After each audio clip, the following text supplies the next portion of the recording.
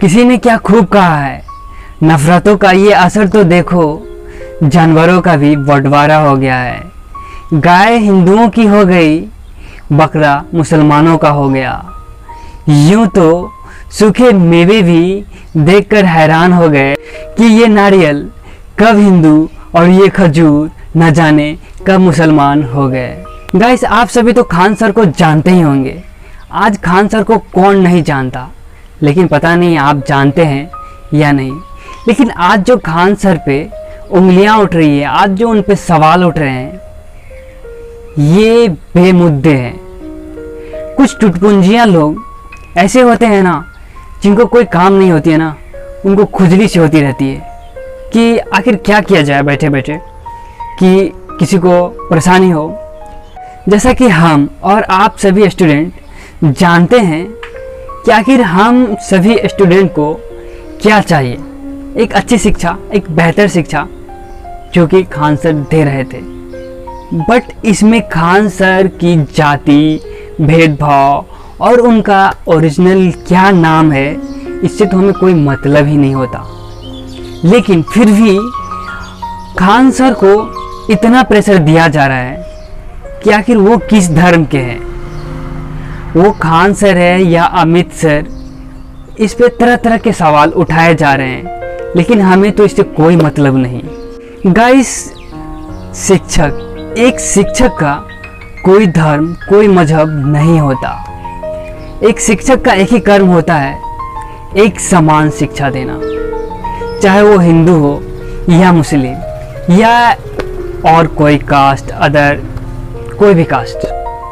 इससे एक शिक्षक को कोई मतलब नहीं होता कि वो क्या है, बस उनको शिक्षा से मतलब होती है। वो जहाँ तक हो सके वो प्रयास करते हैं कि हमारे स्टूडेंट हमसे अच्छे से, बेहतर से कुछ भी सीख सके। लेकिन आपको एक मज़ेदार बात पता है, जब कोई सक्सेस करता है ना, जब कोई सक्सेस की शिखर पर चढ़ने लगता है ना, तो उससे नीचे जो होते हैं, जो वहाँ तक नहीं पहुँच सकते ना, वो क्या सोचते हैं कि कैसे जो मेरे से आगे है उसकी टांग पकड़ के नीचे खींच दूँ, ताकि वो भी मेरे तरह, मेरे जैसे ही बना रहे, वो मेरे से आगे कभी ना जाए। बिल्कुल, वो लोग वही हैं जो कि वहाँ तक तो पहुँच नहीं सकते, लेकिन ये सोचते हैं कि मैं वहाँ तक तो नहीं पहुँच सकता, लेकिन मैं उसे नीचे गिरा सकता हूँ। अगर यही एनर्जी वो आगे बढ़ने में, खान सर की शीर्ष तक पहुंचने में लगा था, तो आज शायद वो पहुंच सकता था। और ये जो जाति धर्म की वो लोग बात करते हैं ना, मैं उन्हें बता दूं कि खान सर एक ऐसे सर है ना, जो कि उनके लेवल तक पहुंचना उनकी इस जन्म में तो सपना ही बन के रह जाएगी, लेकिन वो कभी नहीं पहुंच पाएंगे वहाँ तक। और कोई भी एक शिक्षक होता है ना, वो हमेशा अपनी पढ़ाई के प्रति ही पूरा फोकस करता है, और वो जो टॉपिक पढ़ाते हैं ना, उनको क्लियरली और स्पष्ट रूप से समझाते हैं।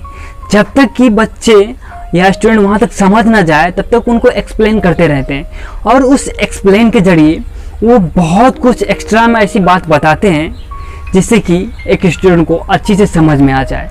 लेकिन कुछ ऐसे ही बेकम्मा, निकम्मा लोग होते हैं जो इनमें से कुछ ऐसे टॉपिक को उठा लेते हैं जो बेमुद्देकरण होते हैं, और बेमतलब के सवाल करते रहते हैं, सवाल उठाते रहते हैं, क्योंकि वो तो सक्सेस हो नहीं सकता। और मैं बता दूं, खान सर के दिल में ना भारत माँ बसती है, जो बकलोल से बकलोल विद्यार्थी को भी फिजिक्स चुटकियों में समझा देते हैं। खान सर के पढ़ाने का एक अलग ही अंदाज है। यूं कहो तो इनके नाम का इस देश में एक बड़ा ही राज है। आज हमारे देश में खान सर एक ऐसे शिक्षक हैं जो किसी भी कॉन्सेप्ट को एक सरल से सरल भाषा, बिल्कुल देसी भाषा में, बिल्कुल आसान तरीक़ों से समझा देते हैं।